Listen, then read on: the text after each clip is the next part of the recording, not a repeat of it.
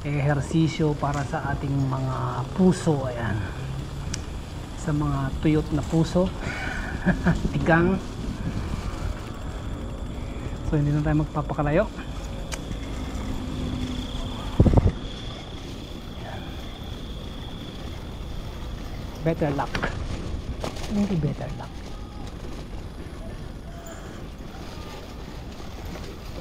Pwede makan sa kapila. Puntunin na lang natin yung dulo nito para ano. Ito na sabi ko nung nakaraan na yun, babalik tayo dito para tuntunin yung dulo ng ang daan na to, ha? Papunta to sa ano, sa spillway, dun sa may dam, dun sa may floodgate. Yan, floodgate ang tawag doon. Kasi pag tumaas po yung tubig sa dagat, yan, pinipigilan po ng ng structure na to para hindi pumasok ang tubig sa loob ng syudad. Although this is not the proper city, this is part of the district, para mapigilan po yung pagpasok ng tubig, para hindi po mag high tide. So yun, diretso. Mga nagbibisikleta rin dito, no? Ayan, sa kaya galing yung mga yan.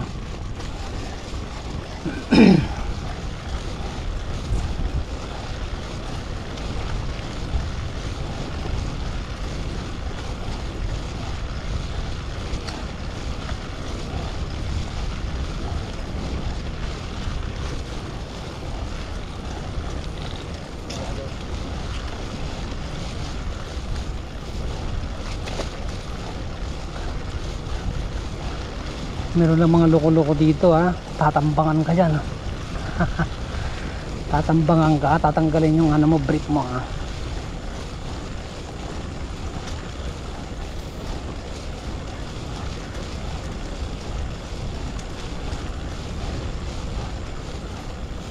Ano kung may mga leon dito,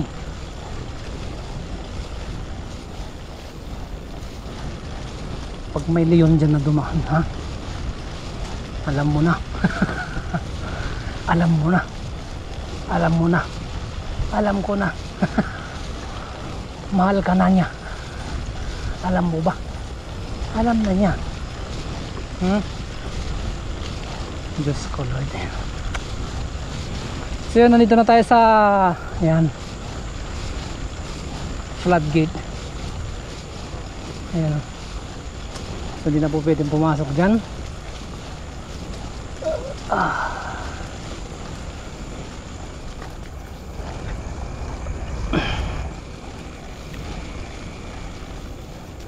Ayan.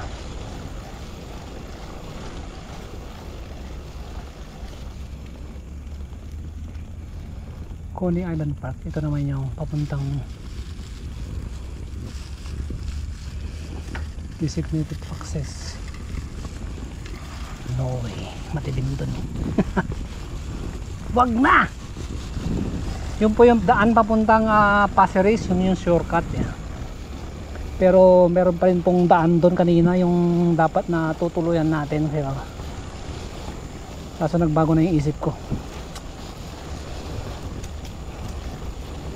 Kasi medyo na, late na tayo. So alas 9 na, so makakarating tayo ng Pasir Ris within 30 minutes. So 9:30, madito dito alas 10. Alas 10. Tapos biyahe natin mula dito hanggang Yishon. Biruin mo, umabot tayo ng 8:52. 8:40 kanina, 8:52 na. So 8:30, 7:30, so 1.5 hour to 45, 1 hour and 45 minutes mula dito hanggang Yishon. Yan. So yun, balik na tayo. So yun, napakagandang ehersisyo ang pagbibisikleta. Pero wag nyo namang sobrahan ng masyado. Kung may mga binabala kayong mga long rides, long distance, mag-umpisa muna kayo sa short distance. At the same time, kailangan nakakondisyon yung mga bisikleta niyo. Within short rides, kailangan alamin ninyo yung mga bagay na kailanganin ninyo. Siyempre number 1 dyan yung tubig. Kailangan ninyo yung safety gear. Lalo na pag nagta-travel kayo, meron kayong mga kasalubong, siyempre kailangan nyo ng mga ilaw. Lalo na sa gabi, kailangan nyo ng mga signal light para pag may mga kasalubong kayo, magiging safe po ang bawat isa. Siyempre sa mga safety gear ninyo, dala kayo ng helmet, dala kayo ng gloves, suot kayo ng gloves. At siyempre kailangan nakakondisyon nyo ang inyong mga bisikleta. Nakakondisyon po ang inyong mga preno, ang inyong mga gulong, yung hangin ng gulong, hindi sobrang tigas, hindi sobrang lambot. So yun po yung mga kailangan natin.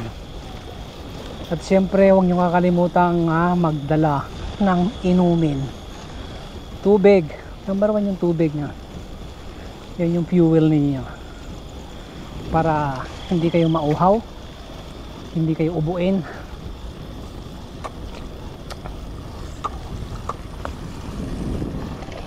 Para hindi kayo manghina.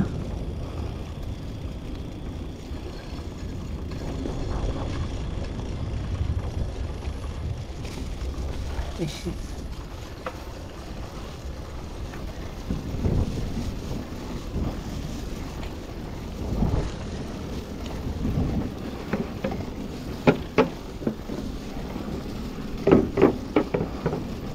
Siyempre magdala rin kayo ng pananggalang ninyo sa ulan o sa araw. Magdala kayong tuwalya.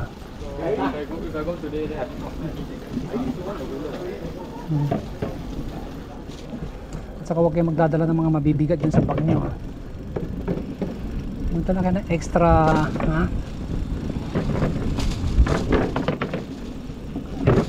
extra towel. Pampunas ninyo sa inyong mga buka. Pampunas ninyo sa inyong mga pawis. Siyempre magdala rin kayo ng barya. Magdala kayo ng money. Minsan kailangan natin bumili ng tubig. Siyempre pagkain, kung gusto mong bumili ng pagkain dun sa madadaanan mo, may pambili ka. At siyempre huwag niyong kakalimutan yung mga identification card ninyo, in case you are lost. In case you are missing, alam nila kung sino yung nangangailangan ng tulong.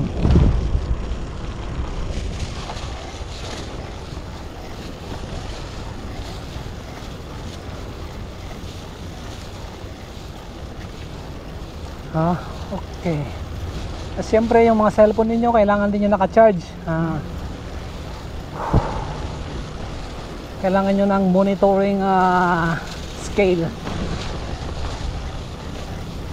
Siyempre kung kailangan nyo ng emergency call, meron kayong cellphone pantawag sa inyong mga mahal sa buhay.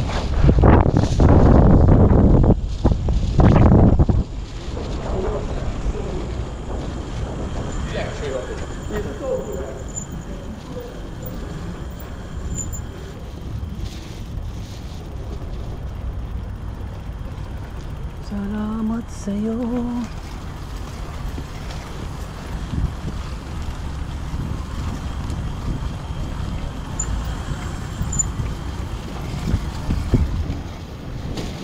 Siyempre yung camera natin, ubos na yata yung baterya.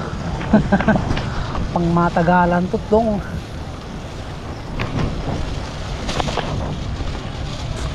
Oh my god.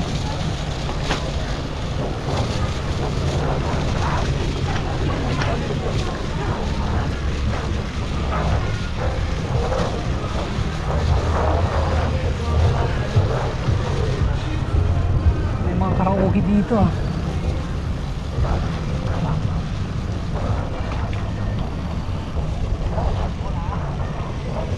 One way beer garden. One way beer garden. Meron pong beer garden dito mga kaibigan. So hindi na tayo pupunta dyan. Hindi naman tayo mag-iinom. So nandito tayo para magpapawis, magbawas po ng toxin sa katawan, kondisyon ng sarili, ang puso, ang isipan, ang katawan, at ang ating espiritu niya. Gabayan tayo ng Panginoon.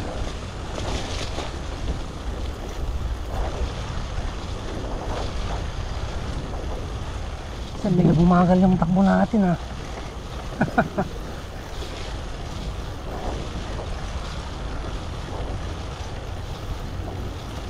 Parang biyahe na rin papuntang ano po, Pasir Ris ha?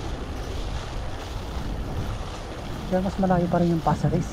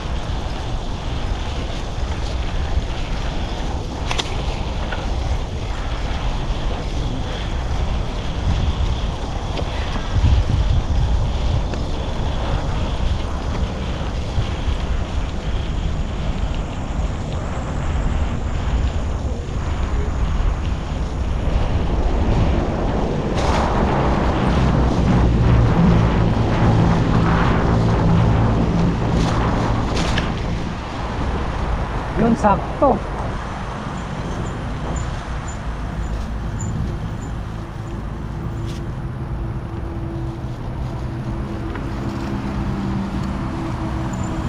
So, palit muna tayo ng baterya. Bye for now.